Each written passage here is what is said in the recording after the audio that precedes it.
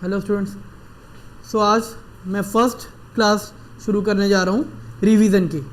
Revision हम start करेंगे वही हमारा first chapter reproduction in the flowering plant. अगर हम सबसे पहले बात करें जो फ्लावरिंग प्लांट होते हैं,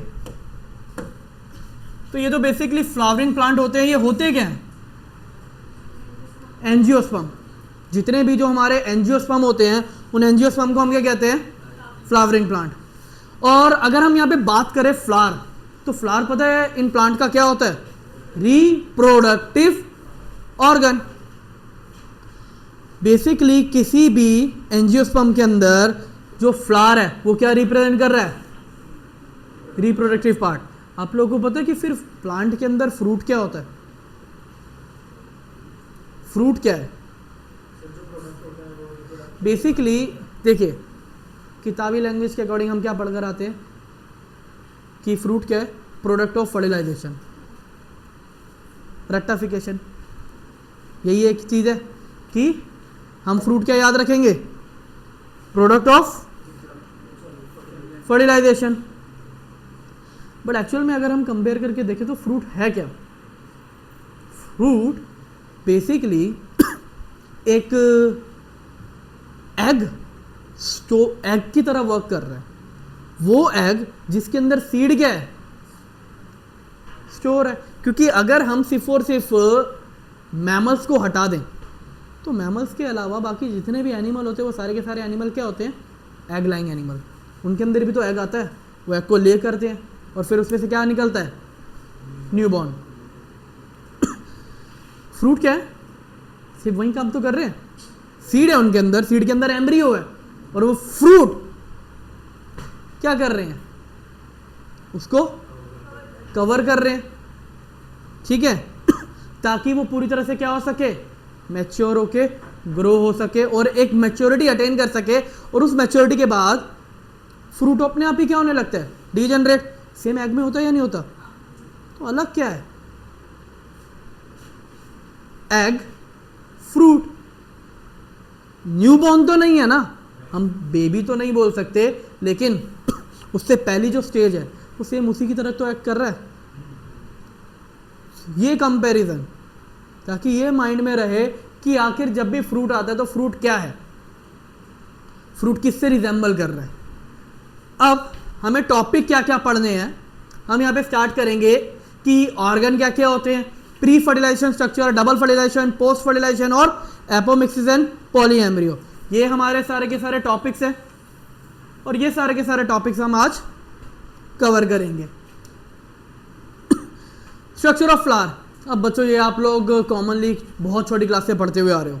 अगर हम बात करें एंथर और फिलामेंट, ये दोनों पार्ट होते हैं मेल रिप्रोडक्टिव स्ट्रक्चर के, जिसे बोलते हैं हम stamen, androecium, sigma, style, ovary, pistil.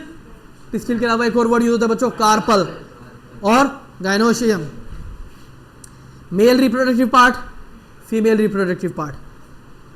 Sepal, petal. Sepal is a green part, petal is a colour part. भाई सेपल सिर्फ और सिर्फ प्रोटेक्शन करेगा और पेटल का क्या काम है? Attraction for the pollination. इसलिए जब हम पॉलिनेशन पढ़ेंगे, जो इंसेक्ट को पॉलिनेशन करने के लिए हमें क्या चाहिए होगा? फ्लावर। उसका कलर क्या होगा? ब्राइट कलर होगा। लेकिन अगर वहीं पे अगर हम देखें विंड या फिर वाटर, भाई फ्लावर तुम्हारे को तुम बोलोगे कि एक्चुअल में ये फ्लावर होते भी हैं, ये फ्लावर हैं भी, वो फ्लावर भी नहीं लगेगा। स्ट्रक्चर या तो बहुत ज़्यादा छोटा होगा या वो बिल्कुल रिजेंबल ही नहीं करेगा कि वो फ्लावर है। अब यहाँ पर एक और पार्ट बात करते हैं। फ्लावर को जब हम डिवाइड करते हैं, आप लोग को पता है फ्लावर और प्लांट डिवाइड कैसे होता है? देखो फ्लावर जो होते हैं वो दो तरह के होते हैं। क्या क्या?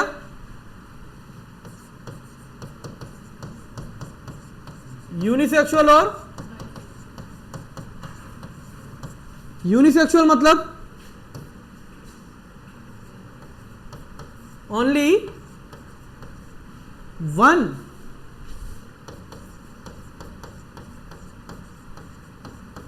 reproductive part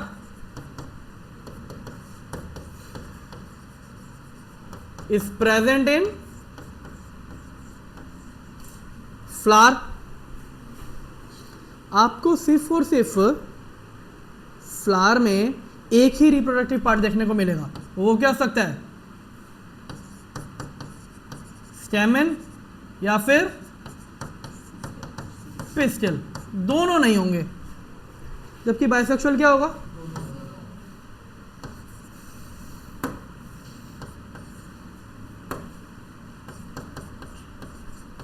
flower in which both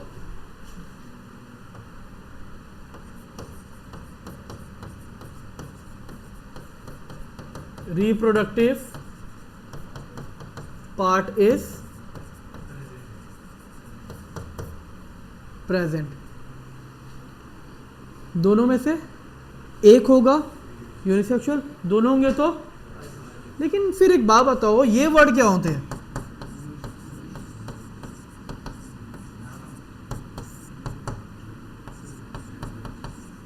कि कोई बच्चा बताएगा? Monoecious, dioecious. हाँ निकेत,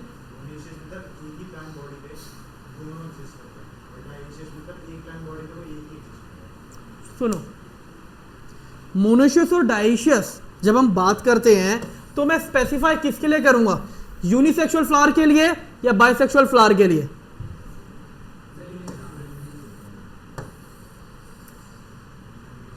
कोई एक ही होगा, और वो कौन होता है, यूनिसेक्सुअल।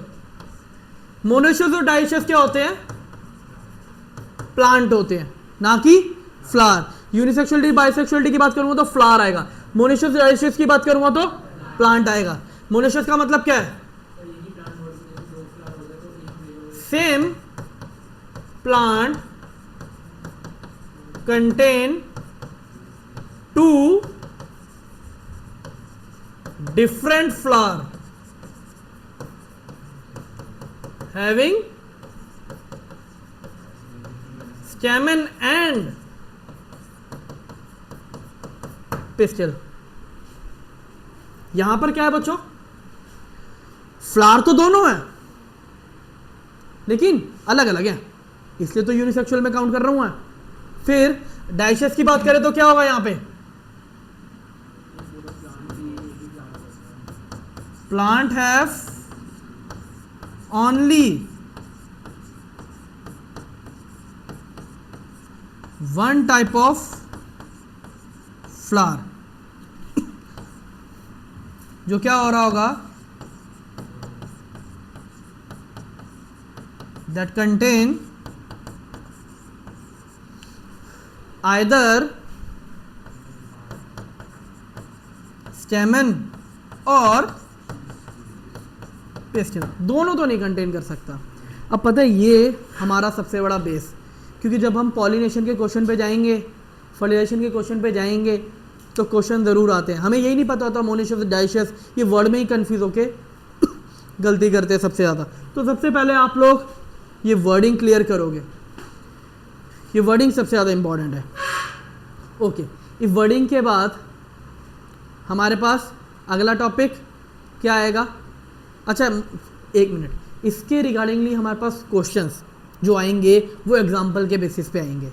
और जब हम आगे जाके पॉलिनेशन पढ़ेंगे, है ना, तो पॉलिनेशन के अंदर ये मेंशन होगा कि फ्लावर क्या है, यूनिसेक्सुअल है या फिर इवन फिर वहाँ पर ये भी मेंशन होगा कि प्लांट मोनोशियस है या फिर डाइशियस। अच्छा, एक और चीज़, एक क्वेश्चन है, एक प्लांट है, वो प्लांट के अंदर हमेशा फ्लावर आते हैं लेकिन कभी फ्रूट फॉर्म नहीं होते। ठीक है, एक फ्लावर है, सॉरी प्लांट है, उसके अंदर हमेशा फ्लावर तो आते हैं लेकिन कभी फ्रूट फॉर्म नहीं होते। अब जिस जिस बच्चे को ये आंसर पता है ये आप लोग क्या कहते हैं वीडियो के कमेंट बॉक्स के अंदर मैसेज करना, ठीक है। हम आगे बढ़ते हैं। पहला टॉपिक क्या आता है, pre fertilization event in a flower. ये क्या होते हैं? इवेंट जो फर्टिलाइजेशन होने से पहले होते हैं। यहाँ पर देखिए, अगर आप एनिमल पढ़ रहे हो या फिर प्लांट पढ़ रहे हो, भाई ये इवेंट अलग थोड़ी ना होंगे। एक होता है गैमेटोजेनेसिस, मीनिंग गैमेट की फॉर्मेशन, गैमेट जेनेसिस बनना, गैमेट की फॉर्मेशन, गैमेट ट्रांसफर। बच्चों हम क्या पढ़ रहे हैं? प्लांट। तो यहां पर क्या वर्ड यूज होगा? पॉलिनेशन। पॉलिनेशन से आप सब बहुत ज्यादा फेमिलियर होंगे। Transfer of pollen grain from anther to stigma. हम एनिमल नहीं पढ़ रहे, रिमेंबर, ठीक है? जब हम sexual reproduction in human start करेंगे तो वहां पर जो टर्म यूज होती है मैं वो टर्म तब एक्सप्लेन करूंगा, अभी pollination. Next, male reproductive structure की अगर हम बात करें तो मेल रिप्रोडक्टिव स्ट्रक्चर क्या कंटेंट क्या होता है? स्टैमेन। अच्छा, आप लोग बता सकते हो स्टैमेन या फिर एंड्रोशियम ये दोनों सेम वर्ड है या कुछ 19-20 का भी फर्क है, एग्जिस्ट करता है? Stamen is a single unit, जबकि एंड्रोशियम क्या है? पूरे के पूरे फ्लावर पे जो मेल रिप्रोडक्टिव स्ट्रक्चर होगा उन सबको कंबाइन करके हम क्या बोलते हैं? एंड्रोशियम। तो अगर हम थोड़ी सी छोटी भाषा में समझे, स्टैमेन क्या है? सिंगुलर, है ना? छोटे बच्चों वाली सिंगुलर प्लूरल, बस वो ये समझो। स्टैमेन क्या? सिंगुलर। एंड्रोशियम क्या? बस।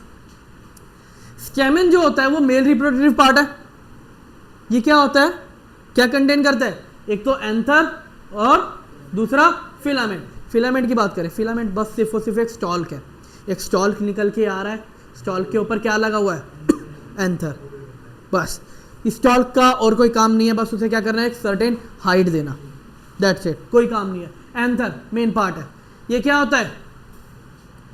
टर्मिनल होता है और कैसा होता है? बायलोब। डाइशियस स्ट्रक्चर है and at the tip of filament. Bilobed है और क्या है? डायथिकस। आपको पता है कि मोनोथिकस भी होता है? मोनोथिकस भी एग्जिस्ट करता है। एक्सेप्शन हमारे पास क्या है? बस एक। आप लोगों को एक और फैक्ट बताता हूं, वुल्फिया एंजियोस्पर्म डिवीजन का सबसे छोटा इंडिविजुअल है।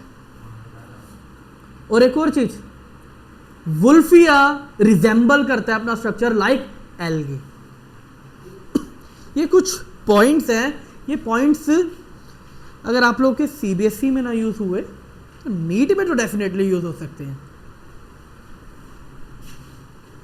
फिर हर एक लोब के पास क्या होते हैं? 2 पोलन सैक होते हैं। बच्चों जरा ध्यान से देखो, ये स्ट्रक्चर है, स्ट्रक्चर सबको नजर आ रहा है? अगर हम इस स्ट्रक्चर में ध्यान से देखें, ये एक पार्ट, ये 2 पार्ट, ये 2 पार्ट में डिवाइडेड है एंथर। एक ये पार्ट, ये 2 पार्ट। एक पार्ट के अंदर कितने पोलन सैक? 2 2 2 2, टोटल कितने हुए? 4। तो 4 होने की वजह से इसलिए हम इसे क्या कहते हैं?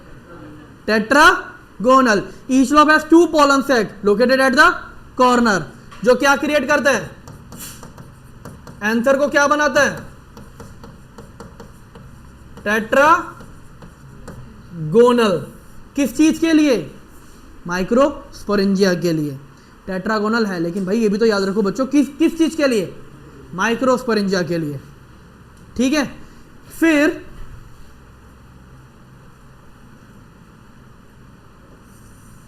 ये स्पेलिंग थोड़ी सी गलत है,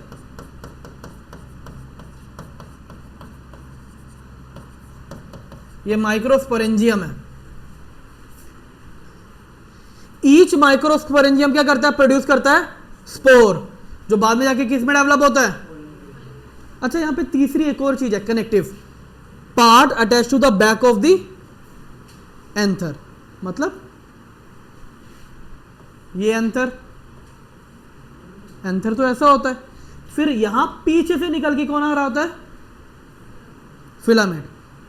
फिलामेंट, ये पीछे ये अटैचमेंट होती है, वो अटैचमेंट क्या फॉर्म करती है, कनेक्टिव। अब सुनो, ये एंथर भी आपस में अटैच होते हैं, एक स्पेसिफिक पॉइंट पे अटैच होते हैं, वहीं पे जाके कौन अटैच हो रहा है, फिलामेंट।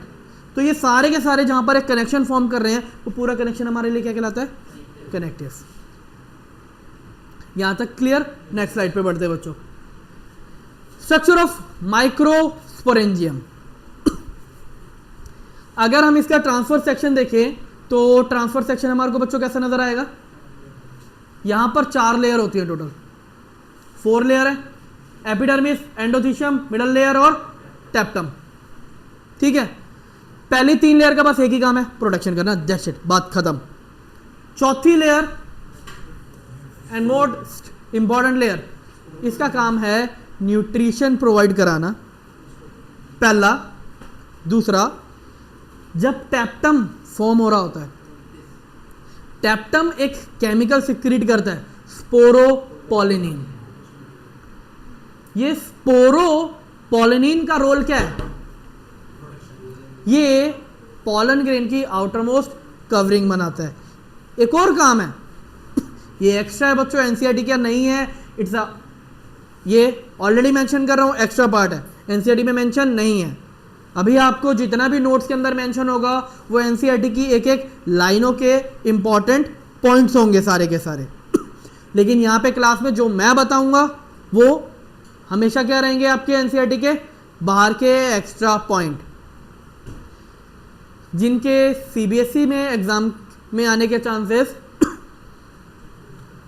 कम रहते हैं, लेकिन मैंने मना भी नहीं किया कि नहीं रहते।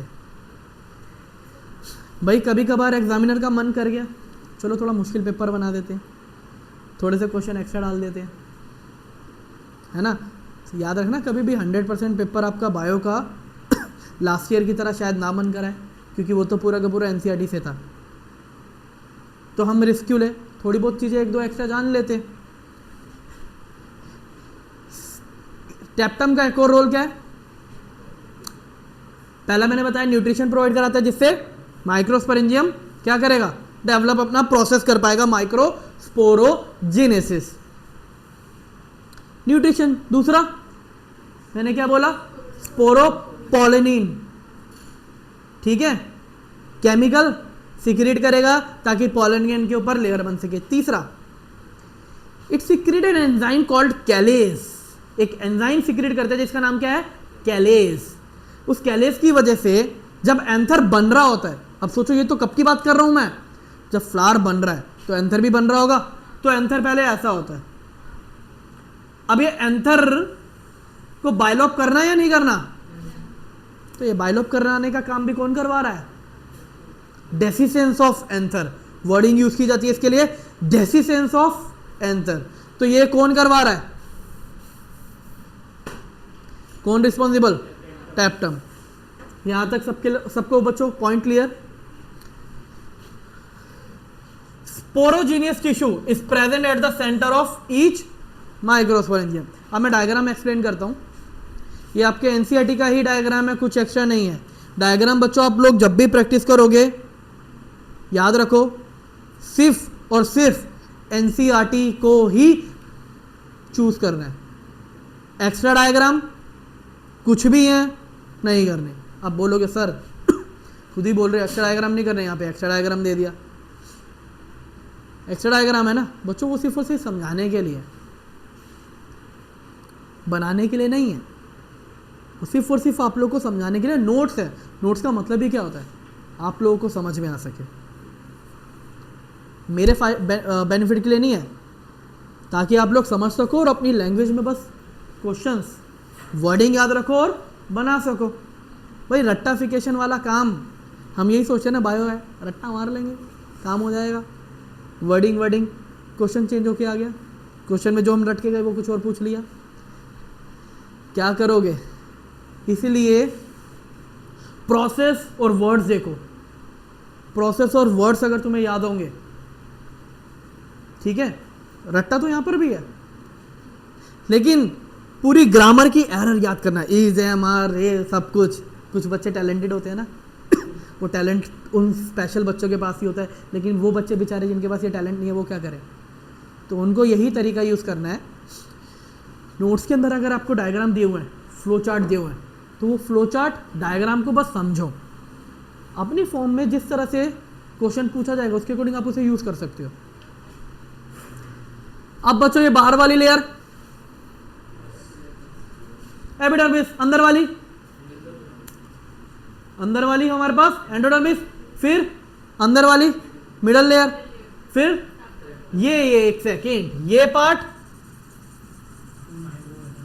बच्चों, ये ब्लैक वाला पार्ट स्पोरोजीनियस, फिर उसके सराउंडिंग में भी लेयर है टेप्टम। क्वेश्चन ऐसे भी आता है और फिर ऐसे भी आता है। ये तो लेयर बना के दिखा दी, फिर इनके सेल की अरेंजमेंट, और ये जो रेड पार्ट मेंशन किया गया, ये रेड पार्ट क्या है?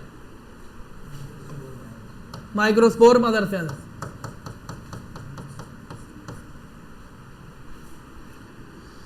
और आप लोगों को पता है जब ये कितने अंदर बन रहा होता है, अंदर से पूरा होलो हो जाता है, खोखला। जरा खुद सोचो, ये जो अंदर वाले पार्ट है, जब ये प्रोसेस हो रहा होगा तो अंदर वाले सेल तो किस में कन्वर्ट हो रहे हैं? पोलन ग्रेन में। तो सेल जब शेड ऑफ होकर बाहर निकलेंगे तो वो जगह खाली करेंगे या नहीं? तो ये वो डायग्राम मेंशन। अब जरा यहां पे ध्यान से देखो, ये आपके पास क्या है? Anther part. इसके अंदर जो एक सेल है वो क्या है? माइक्रोस्पोर। क्या हुआ? मेयोसिस। वर्ड याद रखो, मेयोसिस। क्या बना है? 4 हैप्लॉइड माइक्रोस्पोर। फिर क्या हुआ? माइटोसिस। क्या बनाया? Pollen grain. फिर पोलन ग्रेन क्या हुए? बाहर गए, स्प्रेड हुए। क्वेश्चन आता है ना एमसीक्यू में, असर्शन रीजन में, जब माइक्रोस्पोरोजेनेसिस या मेगास्पोरोजेनेसिस होता है तो पहले होता है मियोसिस, बाद में होता है माइटोसिस, है ना? लेकिन एक बात बताओ, जब हमें ये वर्डिंग पता ही नहीं है, क्योंकि किताब के अंदर तो ये लाइन कहीं मेंशन नहीं है, हम ये असर्शन रीजन कैसे अटेम्प्ट करें? वही तो प्रॉब्लम आती है, इसीलिए बस ये डायग्राम मेंशन किया। एक पूरे के पूरे एंथर से, अगर मेरे पास एक एंथर में एक माइक्रोस्पोर मदर सेल है, एंथर में कितना है? एक माइक्रोस्पोर मदर सेल, तो कितने पोलन ग्रेन आएंगे बच्चों? 4। यहां पे कहीं पे बोला कि डिजेनरेशन हो रहा है? नहीं हो रहा। मैंने क्या बोला? Mother cell, meiosis, 4 cell, 4 pollen grain, बात खत्म सीधे यहां पे। अगर मैं बोलूं 4 माइक्रोस्पोर मदर सेल एक एक कॉर्नर से 16, तो बस आपको क्या याद रखना है? हमेशा किससे मल्टीप्लाई करना है? 4 सेल। तो यहां पर क्या याद रखना है? 1 MMC क्या देता है? गिव राइज 4 पोलन ग्रेन और फंक्शनल। ये लाइन भी तो बहुत जरूरी है। आगे बढ़ते हैं। Microsporogenesis. Microsporogenesis is a process of formation of microspore from a pollen mother cell. किसके थ्रू? तो बच्चों जो स्पोरोजिनस सेल है वो डिफरेंशिएट होगा टू फॉर्म मियोसाइट्स। फिर मियोसाइट्स क्या करेंगे? जिससे मुझे क्या मिलेंगे? 4 हैप्लॉइड माइक्रोस्पोर टेट्रेट। फिर माइक्रोस्पोर क्या देंगे? Dissociate and develop to form, और पोलन ग्रेन को हम क्या कहते हैं? अब बच्चों जरा एक सेकेंड और लूंगा आपका एक्स्ट्रा। यहां पर वर्ड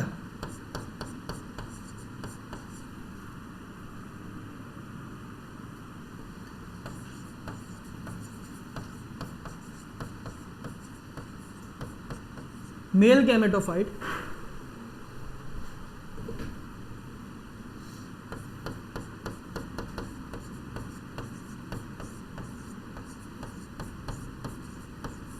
माइक्रोस्पोरोफिल, और कोई भी वर्ड यूज होता था बच्चों? मेल गैमेटोफाइट कौन? What is the meaning of male gametophyte? Gametophyte वो होता है जो गैमेट प्रोड्यूस करे। तो मेल गैमेट को प्रोड्यूस करने वाला कौन है? आज तक जिस जिस बच्चे को ये लगता था कि पॉलन ग्रेन खुद ही क्या है, गैमेट, कॉन्ग्रेचुलेशन, आप लोग गलत हो। क्योंकि गैमेटोफाइट का मतलब होता है जो गैमेट प्रोड्यूस करे, और पॉलन ग्रेन खुद मेल गैमेटोफाइट है। और पॉलन ग्रेन के अंदर कौन होता है? अभी स्ट्रक्चर पढ़ाऊंगा पॉलन ग्रेन का, उसके अंदर हम पढ़ेंगे ना, क्योंकि क्वेश्चन में वो सॉरी लास्ट टॉपिक में अभी हमने पढ़ा मियोसिस से पॉलन ग्रेन तो बन गए, लेकिन उसके बाद माइटोसिस भी तो होना है। तो माइटोसिस में कौन क्या होगा वो एक्सप्लेन करूंगा। माइक्रोस्पोरोफिल क्या होता है? माइक्रोस्पोरोफिल क्या होता है बच्चों? और एक और वर्ड यूज होता है माइक्रोस्पोरोफिल के अलावा, माइक्रोस्पोरेंजियम।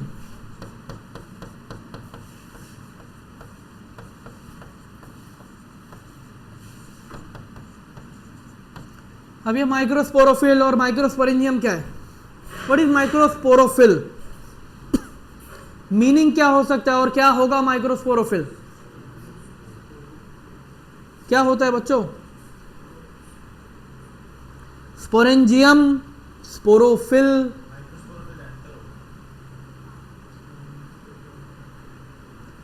शिवानगी क्या है बेटा माइक्रोस्पोरोफिल का मतलब? जो स्पोर को स्टोर करे। तो स्पोरेंजियम क्या होता है?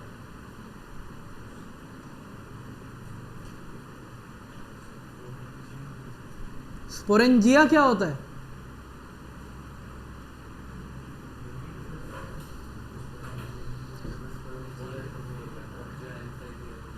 एंथर के अंदर क्या? एंथर के अंदर रिप्रोडक्टिव पार्ट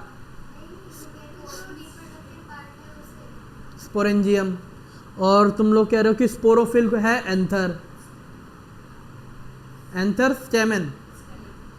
चलो सुनो, माइक्रोस्पोरोफिल, माइक्रो मेल गैमेट के लिए वर्ड यूज हो रहा है, स्पोरो स्पोर, फिल स्ट्रक्चर, भाई पूरा स्ट्रक्चर, पूरा का पूरा स्ट्रक्चर जो क्या प्रोड्यूस करने वाला है? जो स्पोर बनाएगा, यानी कि मेल रिप्रोडक्टिव स्ट्रक्चर। क्या कहते हैं मेल रिप्रोडक्टिव स्ट्रक्चर को? स्टेमन के अंदर कौन? स्पेसिफिक हो गया ना। अब अगर जैसे मैं आप लोगों से ये पूछूं, स्पर्मेटोजेनेसिस, स्पर्म बनाने के प्रोसेस को कहते हैं। तो भाई मेल के अंदर भी तो छोटा ही होता है, और कौन? Male gamete. अगर मेल गैमेट का साइज छोटा होता है उसके लिए भी तो माइक्रोस्पोरोफिल वर्ड ही यूज किया जाएगा। तो ह्यूमन में माइक्रोस्पोरोफिल कौन हो जाएगा? स्टेमन, स्टेमन, मेल के अंदर स्टेमन। Shivangi wow,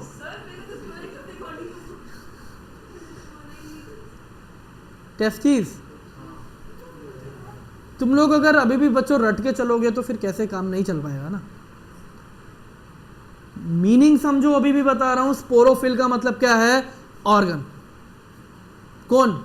male reproductive organ. Sporangia, specific tissue कौन होता है?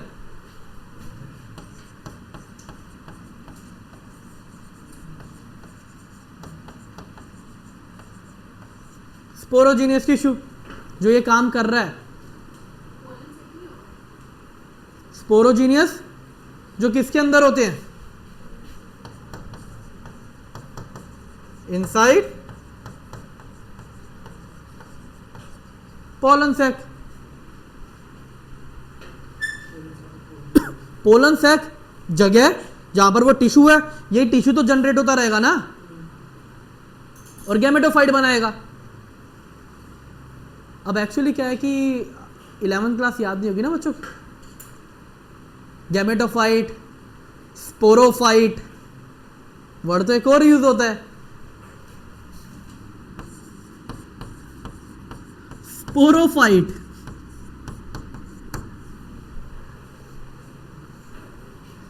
स्पोरोफाइट का मतलब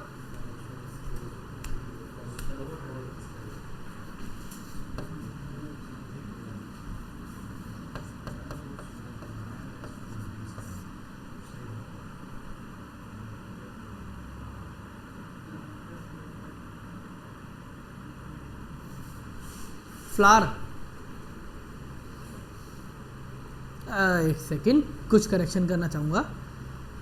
अगर बाइसेक्सुअल है ना, तो बी फ्लावर, और अगर यूनिसेक्सुअल है तो पूरा प्लांट स्पेसिफाई करेगा। बाइसेक्सुअल है तो फ्लावर, यूनिसेक्सुअल है और यूनिसेक्सुअल में सिर्फ और सिर्फ क्या है, डाइशियस है, तो पूरा का पूरा प्लांट रेफर करेगा स्पोरोफाइट, क्योंकि एक ही चीज़ है ना वहाँ पे। तो अब बाइसेक्सुअल में जाऊँगा तो वहाँ पे वेरिएशन आएंगे ना, तो ये वेरिएशन आने की वजह से इसको यहाँ पे काउंट ही नहीं किया जाता, इसलिए यहाँ पे मैंने इसे पहले लिखा ही नहीं था। तो ये तुमसे इसलिए पूछा भी नहीं जाएगा, ये एक्स्ट्रा है। पॉलन ग्रेन, पॉलन ग्रेन क्या होता है? Each pollen grain is a tiny spherical structure surrounded by a two layer. Outer layer को क्या बोलते हैं? एक्साइन। इनर लेयर को बोलते हैं इंटाइन। आउटर क्या होती है? हार्ड कवरिंग होती है जो बनी होती है स्पोरोपोलिनिन। स्पोरोपोलिनिन का नेचर क्या होता है? नेचर क्या होता है? नेचर क्या होता है? नेचर क्या होता है?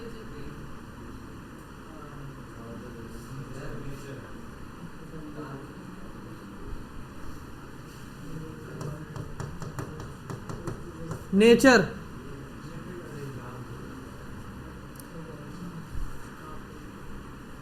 बच्चों बेसिक तुम्हारे यह रहेगी कि तुम्हारे को नेचर का मतलब ही नहीं पता तो कैसे काम चलेगा। यही तो बेसिक चीजें हैं। लिपिड, अच्छा लेकिन सारी जगह में स्पोरोपोलिनिन नहीं होता। अरे बच्चों खुद सोचो, अगर हर जगह स्पोरोपोलिनिन हुआ तो पॉलन ट्यूब कैसे बनेगी भाई? तो जगह चाहिए, खाली जगह। वो खाली जगह को हम क्या कहते हैं? जर्म पोर। फिर आती है हमारे पास इंटाइन। इंटाइन क्या होती है? थिन लेयर होती है। किसकी बनी होती है? सेलुलोज और पेक्टिन। नॉर्मल है, पतली है। ये ब्रेक हो जाएगी जब पॉलन ट्यूब फॉर्मेशन होगी। पॉलन ट्यूब फॉर्मेशन होगी और जब मेल गैमेट को रिलीज होना होगा तब ये ब्रेक होगी। लेकिन जब तक पॉलन ट्यूब बनती आ रही है तो ये भी साथ साथ जाते रहेंगे। Formation of pollen grain. सबसे पहले जो पॉलन ग्रेन है, पॉलन ग्रेन के अंदर बस एक ही सेल होता है। ये सेल क्या करेगा?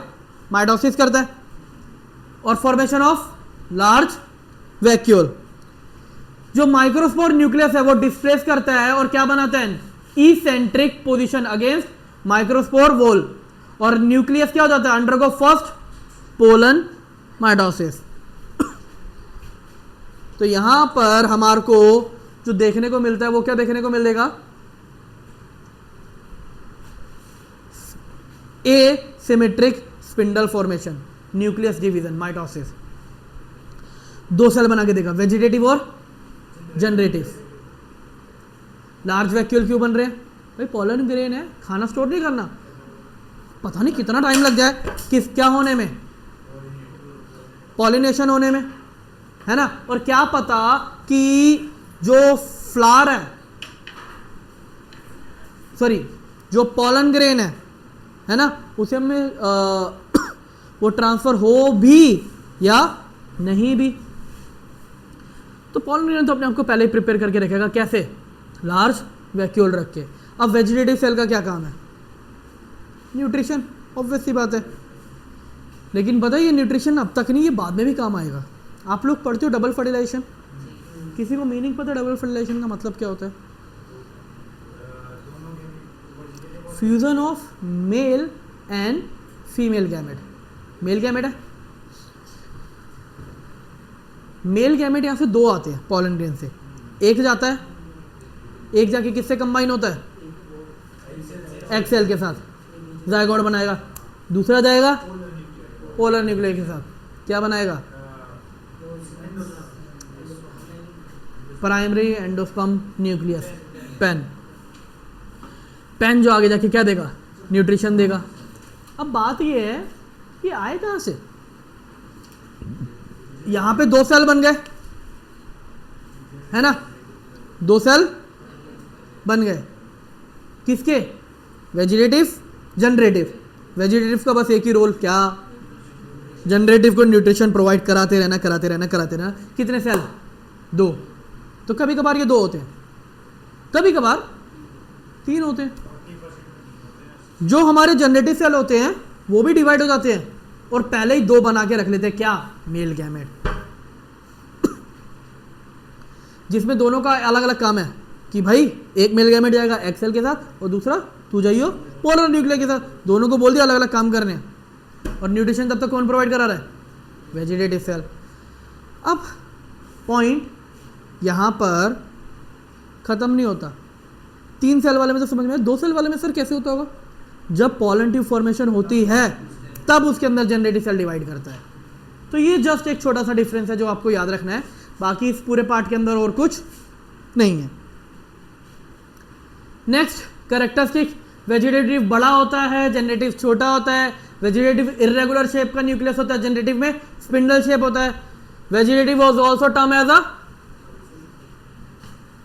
Tube cell responsible for the growth of pollen tube. क्यों, न्यूट्रिशन तो सारे के सारे वही देगा, केमिकल एंजाइम जो भी चाहिए कौन दे रहा है, वही देगा।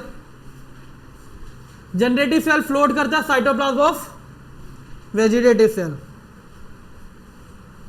ये डेवलपमेंट है और ये जर्मिनेशन हो रहा है जिसमें ये मेल गैमेट आगे जा रहे हैं, ठीक है। और इस तरह से पॉलन ट्यूब फॉर्म होती है, ये जाके स्टिग्मा पे गिरे, साइटोप्लाज्म आउटग्रो करने लगता है। एक्साइन नहीं थी ना वहां पे, पॉलन ट्यूब और यहां पे मेल गैमेट, ये आगे फ्लो करते रहते हैं करते रहते हैं करते रहते हैं।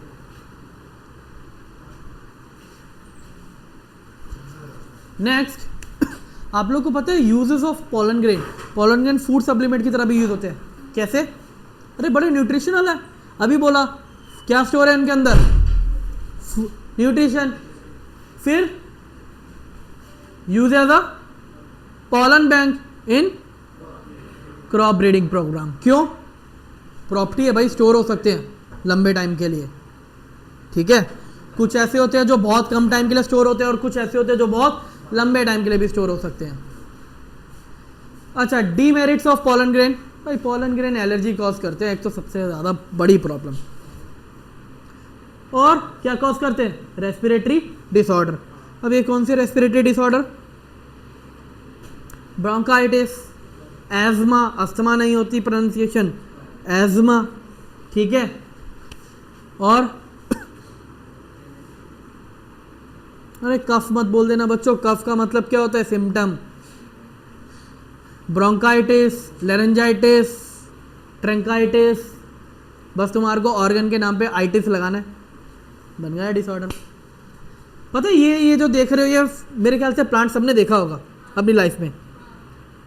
ये है कैरेट ग्रास, पार्थेरियम।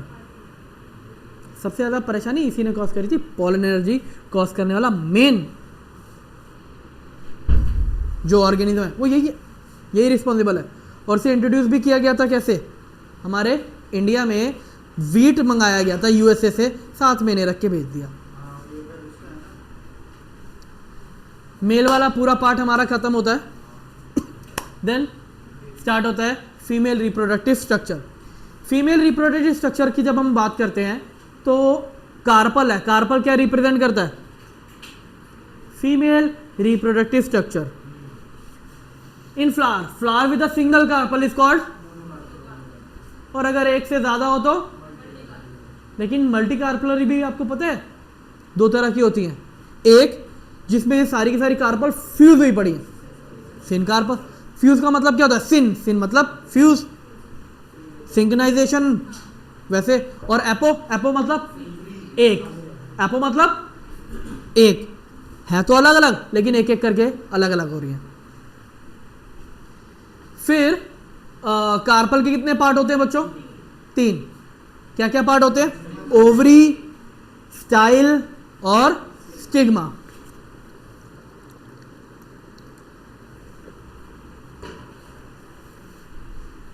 अगर हम ओवरी की बात करें तो ओवरी बेसल पार्ट है।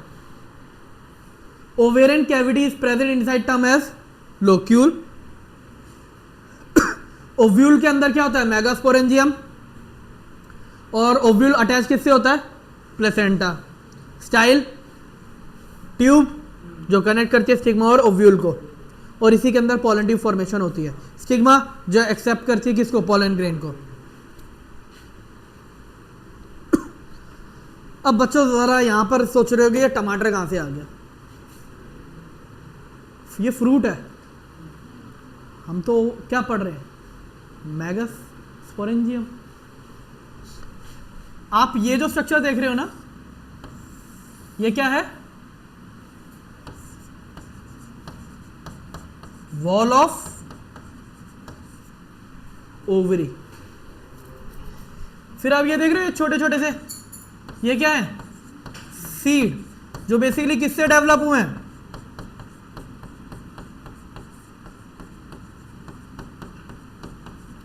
ओव्यूल। अब मैं एक्चुअल में ओवरी को तो ऐसे क्या कहते हैं, कट डायसेक्शन करके शो नहीं कर सकता क्योंकि बहुत माइक्रोस्कोपिक स्ट्रक्चर होगा। फ्रूट के अंदर कंपेयर करना बड़ा आसान है। बाकी ये देख रहे हो टमाटर खाना किस किस को पसंद है? सैलेड में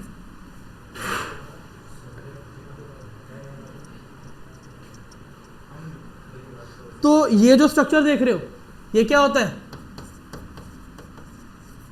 प्लेसेंटा। ये होता है प्लेसेंटा। ओह सॉरी,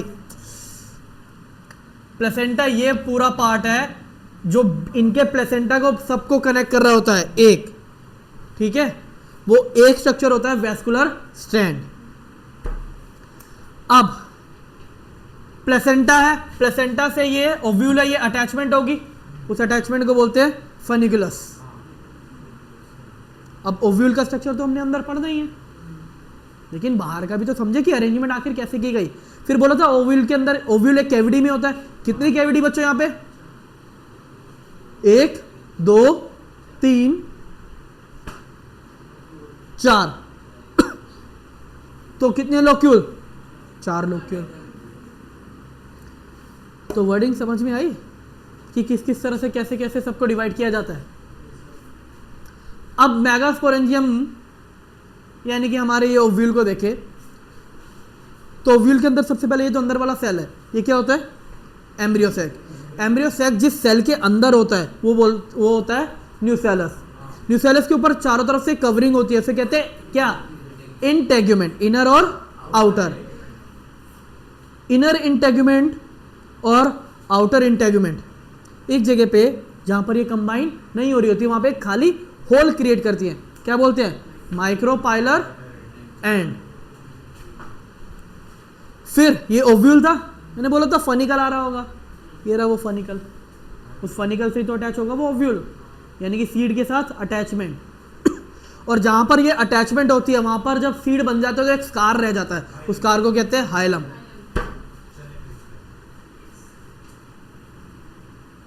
मैं वो डायग्राम भी आप लोगों को शो करूंगा।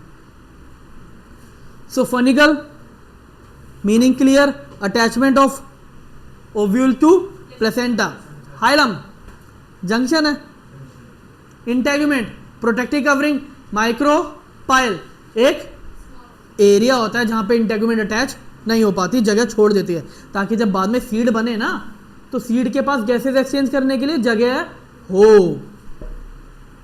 Charles end basal part of ovule opposite to the micropylar. बस इसके बारे में और कुछ नहीं पढ़ना। न्यूसेलस यही वो मेन सेल है जिसके अंदर एम्ब्रियो सैक होगा। और एम्ब्रियो सैक देखो एनिमल में एम्ब्रियो सैक बाद में बनता है ना, ये पहले से ही एम्ब्रियो सैक है। बस पता हो फर्क किस चीज का?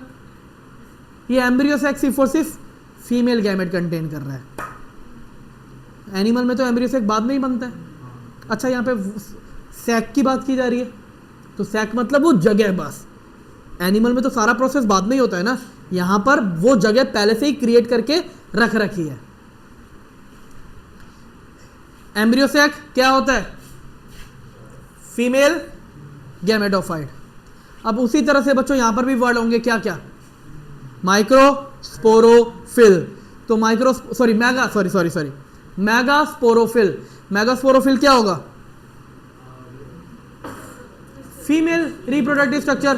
कार्पल, पिस्टिल, जो मर्जी वर्ड यूज करना चाहो। फिर उसके बाद माइक्रोस्पोरेंजियम कौन हुआ? सॉरी अगेन बार बार माइक्रो वर्ड मुंह से निकल रहा है। मेगास्पोरेंजियम। मेगास्पोरेंजियम ऑब्वियस सी बात है क्या हुआ? ओव्यूल, क्योंकि ओव्यूल के अंदर ही तो है सारा कुछ। क्लियर? मेगास्पोरोजेनेसिस। अब बच्चों जरा ध्यान से देखो, ये मेगास्पोर मदर सेल है, न्यूक्लियस के अंदर एक मियोसिस करेगा, कितने सेल हो जाएंगे? 4। कितने सेल हुए? अब 4 तो बन जाते हैं, लेकिन एक बड़ी चारों के साथ परेशानी दुख होती है। वो क्या है? 3 डी जनरेट हो जाते हैं और बचा कितना? जबकि मेल में क्या था? 1 से 4 फंक्शनल। यहां पर एक ही फंक्शनल है, 3 क्या है? डी जनरेट हो गए। वो किसी काम के नहीं है। अगर वो डी जनरेट हो चुके हैं तो बचा एक ही सेल। अब इसके आगे क्या होता है? क्या प्रोसेस होगा? जो हमारे पास क्या बचा था सिर्फ और सिर्फ एक सेल, वो क्या करेगा? माइटोसिस। कितनी बार? माइटोसिस का फॉर्मूला होता है 2 की पावर 3। टोटल कितने सेल मिलेंगे? हमें ये 8 सेल मिले। अब 8 सेल अरेंज होते हैं, 3 चाजा लैंड पे गए, क्या बनाया? एंटीबॉडल सेल। 3 माइक्रोपाइलर एंड पे गए, जिसमें से 2 क्या होते हैं? सिनर्जिट्स बनाते हैं, जिस सिनर्जिट्स के अंदर होता है पिलीफॉर्म अपरेटस, जिसका रोल क्या है? बस गाइड करना कि भाई मेल गैमेट ये रहा एग सेल, यहीं जाना है। और बीच में होता है एक सेंट्रल सेल। सेल एक है लेकिन न्यूक्लियाई कितने हैं? 2। और उस तरह से अगर हम पूरे प्रोसेस को देखें, यहां पे 7 सेल होते हैं और 8 काउंट कराता हूं। 3 एंटीबॉडल सेल, 2 सिनर्जिट्स, 1 एग सेल, 3 और 3 6। सेंट्रल सेल तो एक ही बोला ना मैंने, तो सेल कितने हुए? 7। पहले 6 को मैं देखूं तो 6 सेल तो 6 न्यूक्लियस, लेकिन सेंट्रल सेल में कितने न्यूक्लियस? 2 polar nucleus. तो न्यूक्लियस कितने हुए? 8। तो एम्ब्रियो सैक क्या हुआ? 7 सेल और 8 न्यूक्लियस। और यहां पर आपको याद रखना है कि the process of formation of embryo sac from single megaspore, एक ही मेगास्पोर से तो हुआ। ये पूरे 8 जो बने किससे बने? एक से। इसलिए इसे हम क्या कहते हैं? और बच्चों अभी भी बच्चों को ये वर्ड ही नहीं पता था कि मोनोस्पोरिक का मतलब क्या होता है। कितनी बारी क्वेश्चन में आया होगा, आप लोगों ने अपने मिड टर्म के, यूटीज के एग्ज़ाम दिए होंगे, इवन नीट के जो प्रिपरेशन कर रहे हैं बच्चे आप लोग, उन्होंने एग्ज़ाम के अंदर ये वर्ड सुना होगा, ठीक है। लेकिन काफ़ी सारे बच्चों को ये वर्डिंग में ही कन्फ्यूज़न रही होगी कि मोनोस्पोरिक का मतलब आखिर क्या होता है। तो इसके साथ हमारा मेल रिप्रोडक्टिव स्ट्रक्चर और पूरा का पूरा फीमेल रिप्रोडक्टिव स्ट्रक्चर यहाँ पर क्या होता है? एंड होता है। इसके बाद हमारे पास पार्ट क्या बचता है? पॉलिनेशन और फर्दर पार्ट, वो हम नेक्स्ट क्लास के अंदर कंप्लीट करेंगे। जैसे ही आप लोगों का ये पूरा चैप्टर एंड होगा, चैप्टर एंड होते ही आपको नोट्स के अंदर स्कैनर मिलेगा। नोट्स के एंड पे ये, या तो अगर आप वीडियो से डायरेक्ट देख रहे हो तो वीडियो में स्क्रीनशॉट लेके आप क्या कर सकते हो? स्कैन कर सकते हो। काफ़ी सारे फ़ोनों में एक होता है कि स्क्रीनशॉट में से ही टेक्स्ट को कॉपी किया जा सके, तो लिंक मिल जाएगा या स्कैन करो। आप नोट्स जो मैंने यहाँ पर शो कर रहा हूँ वो नोट्स आप डाउनलोड कर सकते हो। नोट्स डाउनलोड करने के बाद आपके पास आएगा previous year CBSE board questions. जितने भी लास्ट ईयर 10 साल के क्वेश्चन होंगे उसका पूरा 100-150 क्वेश्चन जितने भी होंगे चैप्टर के वो यहाँ पर होंगे। चैप्टर ख़त्म होते ही मैं एक वीडियो क्रिएट करूँगा, उस वीडियो के अंदर सिर्फ और सिर्फ जो इंपॉर्टेंट क्वेश्चन होंगे सीबीएसई के, मैं वो सारे के सारे क्वेश्चन एक्सप्लेन करूँगा, समझाऊँगा। उसका पूरा का पूरा आपको यहाँ पर सेम वही चीज़ जो पहले वाले में आपको करने के लिए बोला यहाँ पर। उसके बाद अगर आप में से किसी भी बच्चे को कोई भी डाउट है या कुछ भी है, आप पर्सनली मेरे व्हाट्सएप पे मुझे अपने डाउट्स या कुछ भी क्वेश्चन के लिए आप मुझे मैसेज ड्रॉप कर सकते हो। और ये रहा मेरा क्या कहते हैं यूट्यूब वीडियो चैनल, यहाँ पर जो आप लोग सब्सक्राइब करके जितने भी आने वाली वीडियोस हैं वो वीडियोस देख सकते हो क्वेश्चंस प्रैक्टिस के लिए, ठीक है। तो इसी के साथ ये वाली क्लास अभी हम यहीं पे एंड करते हैं। बाकी नेक्स्ट क्लास के अंदर हम स्टार्ट करेंगे पॉलिनेशन और फर्दर टॉपिक।